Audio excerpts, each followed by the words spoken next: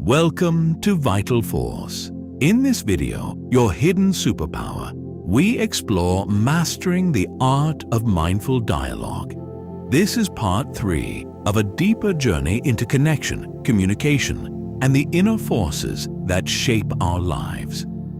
After this video, continue with parts 4 through 6 to explore the full series. If this speaks to you, please like, subscribe, and follow along for more from Vital Force. Why should you improve your communication? When you improve your communication, you naturally improve your relationships. This, in turn, benefits you in every dimension of your life: mentally, emotionally, financially, and socially. When you improve your communication with your partner, you open the door to greater freedom, deeper trust, and less stress in your relationship.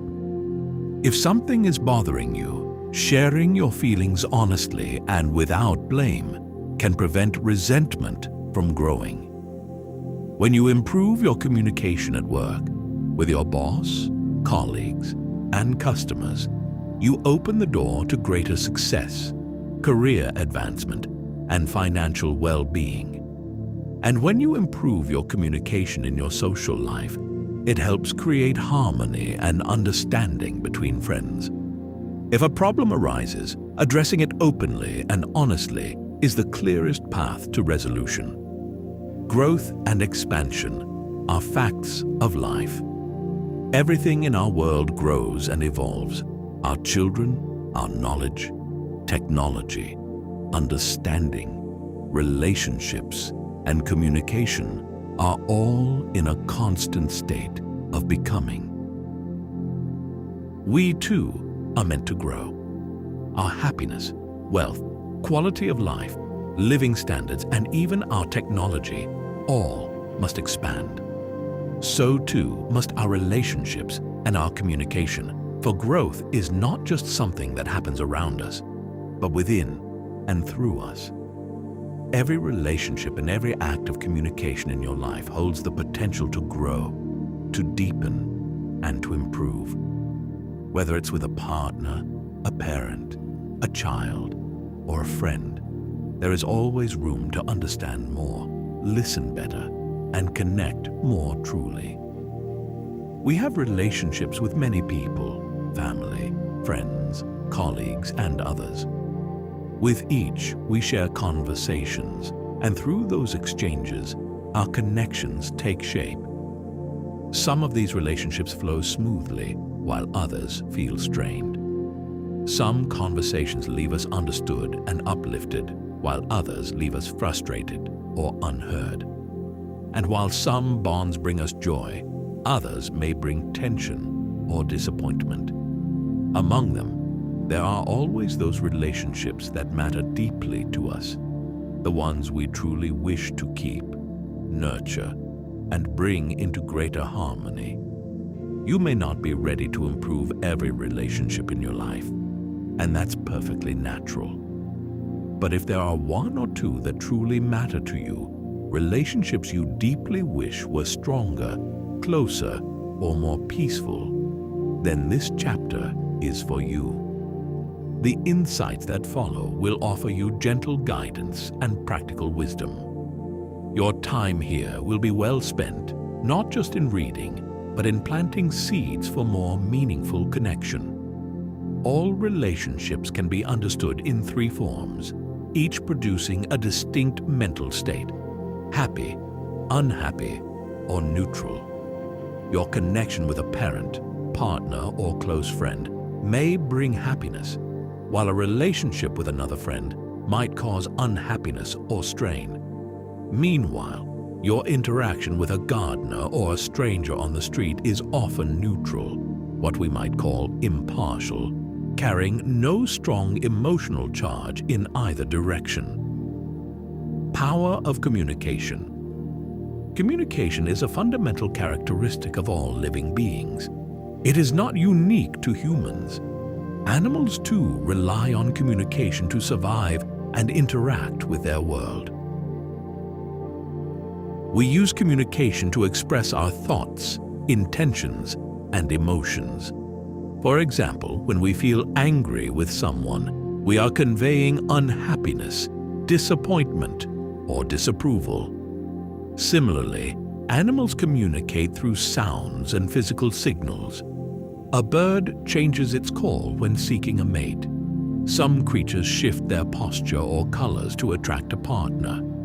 A dog's growl tells us we've crossed a boundary, while a wagging tail invites us closer. In this way, communication is woven into existence itself. Every living being connects, signals, and responds in order to survive and relate. To improve our relationships, we must first become aware of their core components: our thoughts, intentions, emotions, and the verbal or non-verbal expressions they produce. This awareness is the first step toward meaningful change. For instance, if something in a relationship troubles us, we must consciously recognize the thoughts and emotions behind it and then express them with clarity and care. No matter what our current skill, we can always refine our ability to connect, not only to speak more truly, but to listen, understand, and grow alongside others. How do we communicate in general? Just as we each have unique fingerprints, we each possess a unique communication style. Some people are vocal and direct, while others are quiet and reserved. Some communicate with openness and honesty, others with caution or indirectness. Communication can be driven by a desire to connect and understand, or by a need to win an argument and be right. Many feel hesitant or fearful about expressing their true thoughts and emotions. Like no two tigers share the same stripes, no two humans share the same way of communicating. Our style is as personal as our presence in the world. Even though we each have a unique style of communication, we are all expressing the same inner world, our thoughts, emotions, and intentions. For instance, anger may be expressed very differently depending on your style. A vocal person might use sharp words, while a quiet person may remain silent, yet convey frustration through tense posture or a hardened gaze. In both cases, the underlying message communicates displeasure, disagreement, or hurt. This principle extends beyond humans. Animals, too, express their inner states through sounds, gestures, and postures. Whether human or animal, communication remains the universal bridge between the inner experience and the outer world. No matter what our communication style, expressing our true thoughts, emotions, and intentions is not always easy, often because we ourselves are unaware or unclear about them. We can improve by gently turning our attention inward, becoming more mindful of what lies beneath our words and gestures. With greater awareness comes clearer, more authentic connection. How to be mindful in our communication? Awareness is the most important skill we can develop in our life. It not only improves our communication, but also deepens our relationships and brings greater clarity and success to our work, business, and social lives. Ultimately, it leads us toward a truer understanding of who we are. Our mind is like water. When a rock is thrown into a pond of still water, it creates waves.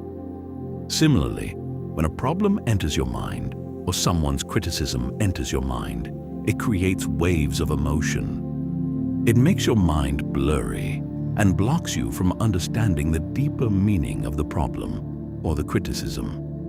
Our emotions deeply influence our communication, often coloring our words and guiding our tone before we even realize it. Our emotions can steer a conversation toward connection or conflict. When emotions run high, our mind becomes cluttered, making it difficult to process what is happening or being said. Think of your mind as a still lake, and your emotions as the winds that ripple its surface. When storms of anger, worry, and fear pass through, the reflection of your true self is lost in the turbulence. With this understanding, we can now explore how to be more mindful in our everyday conversations. And we can learn to balance our mind and emotions without letting them overwhelm or overpower us. We know that we are unique individuals. We each possess a unique inner world of thoughts, emotions, beliefs, attitudes, and behaviors. No one is meant to think, feel, or behave exactly like you. When you truly understand this fundamental truth from the bottom of your heart, it becomes easier to communicate with others. Emotions are the dominating forces of our communication. Everything we experience in life involves an object, a thought, and an emotion. An object is something we perceive with our five senses.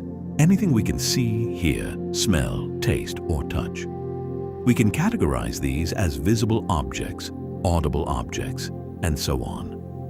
When we experience an object, it creates a thought in our mind. Every thought, in turn, creates an emotion in our heart, and every emotion results in one of three mental states: happy, unhappy, or neutral. For example, running into someone special can make you happy. Running into someone you don't like can make you unhappy. And running into a stranger typically creates a neutral feeling.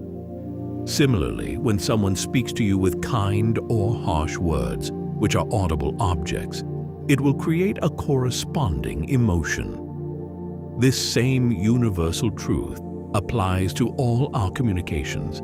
If someone's words, tone of voice, and body language are positive, they will create a happy emotion in you. Conversely, if that person uses harsh words or a negative tone, it will create unhappy emotions. Since we already know that we are unique individuals, why do we waste time and energy on someone else's unique thoughts and emotions, letting other people poison our minds and hearts? We can't change other people, just as we can't change their fingerprints. No one can eat for you, just as you can't eat for them. All we can do is change ourselves, our minds, our attitudes, and how we perceive things through mindful awareness. When we do this, our emotions begin to change automatically and naturally. So, how can we use this wisdom when we have an important conversation with a partner, boss, or friend? The first thing we need to do is examine our own thoughts, emotions, and intentions on the matter. We must learn to be a neutral observer of our inner world, without judgment and without placing blame on others or ourselves.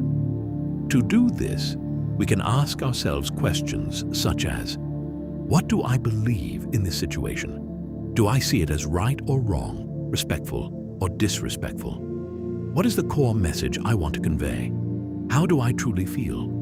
Am I happy, sad, angry, worried, hurt, or feeling cheated? What are my intentions and expectations? What do I hope the other person will understand or do?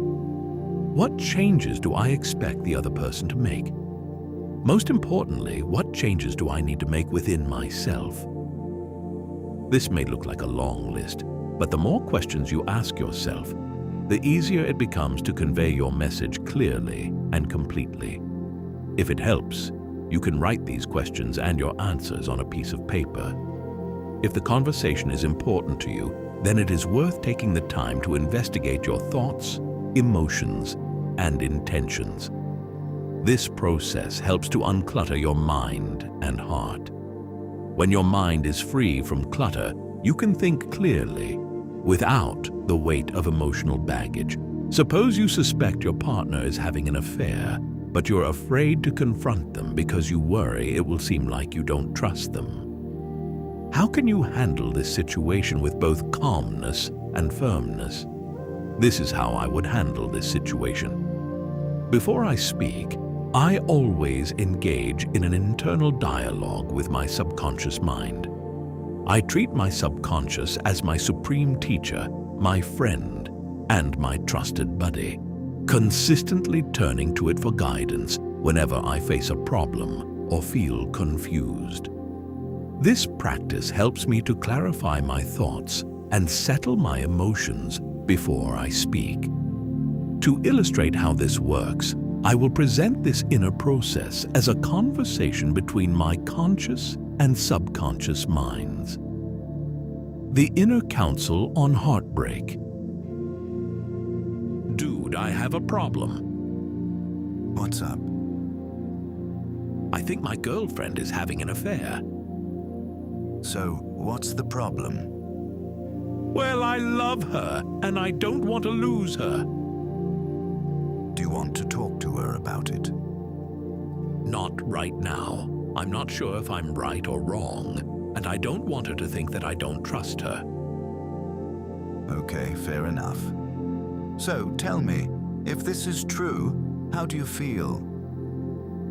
Well, I'm hurt, sad, and angry. If you're angry, you should wait to talk to her. Why are you angry? Because I love her, and I have been faithful to her. It's just not fair. Why is it not fair? Because I have been faithful, and I have a right to expect her to do the same. Why? Do you think you own her? Even her mother doesn't own her. Yes, that's true, but I have been faithful, and I just think it's not fair. Just because you have been faithful, do you expect her to be faithful too? Yes, of course. It sounds like you depend on other people for your happiness. What do you mean? You expect her to think, feel, and act in a certain way so that you can be happy. Well, I guess. What do you want me to do? You know better, sir. Stop depending on other people for your happiness. Others are not responsible for your happiness. You are. Don't give your personal power to others and let them control you like a puppet. It's as if you're handing them a remote and saying, push this button to make me sad, and this one to make me angry. Yes, you are right, thank you, but I'm still hurt. That's okay. Thank you for your honesty. Tell me why.